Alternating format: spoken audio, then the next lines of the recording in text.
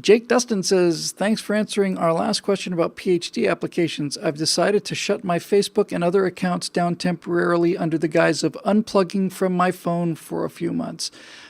Jake, I think, was the guy who said, should he erase his social media history as a conservative? And I told him definitely.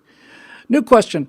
If someone in your family says they don't like to talk about politics but holds views you believe are wrong, should you make an effort to have them talk about it or just leave them alone? The family member, Jake, is very different than the lunatic in the same college as you. Just let it go.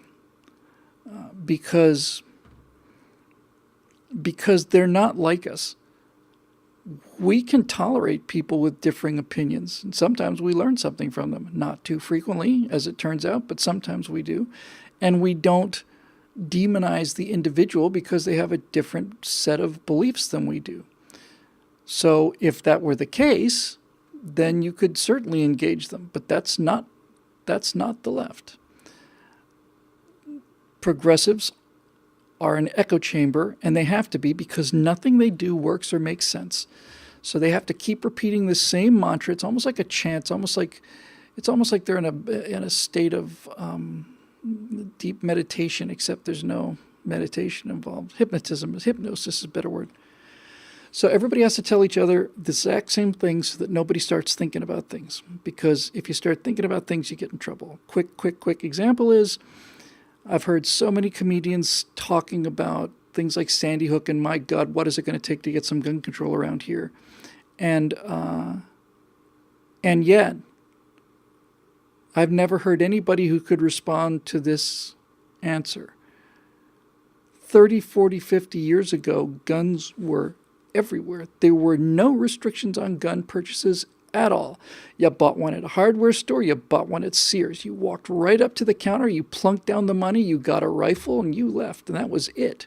There was no gun control at all. Guns were everywhere. Every high school had a shooting team everywhere. We played with guns as kids with little caps so they made gun-like noises and smelled gunpowder. Guns were everywhere. And there were none of these mass shootings. That's evidence.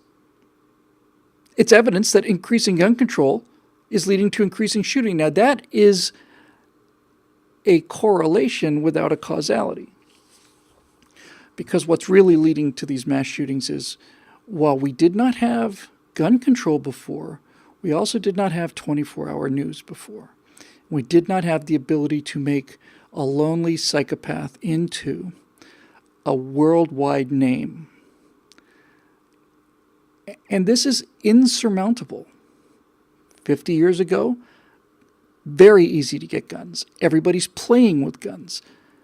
Get a gun anywhere you want to. No mass murders. And no 24-hour news cycle. Now, it's much harder to get a gun, but the news cycle has to be filled, and people's names and faces. One of these things has changed.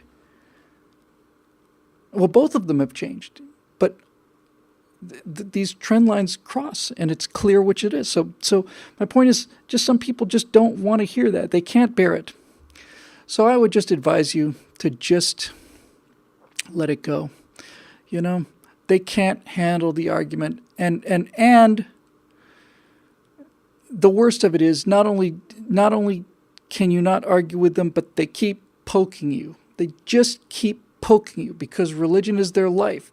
And the idea that you think differently than them is so profoundly disturbing to them, because the idea of anyone thinking differently than the way they think sets up all kinds of unpleasant things in their little heads. They start having to think, how could somebody believe that? What's wrong with them? I thought he was a smart guy. So just let him go. Jake, you don't want to lose your family. And believe me, I'm speaking from experience here. My close family, but certainly cousins and so on, the whole thing. They wouldn't leave me alone. And I never, ever went in there guns blazing. As a matter of fact, I turned my weapons in at the door when I would go home for Thanksgiving. And kids who I took very good care of when I didn't have any money at all just started treating me like I was, Hitler. And I had a choice of either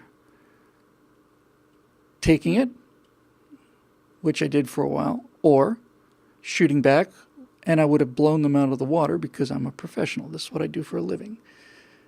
Or just not going back there anymore. And that's what I chose. I chose part 3. We have our ups and downs in this world.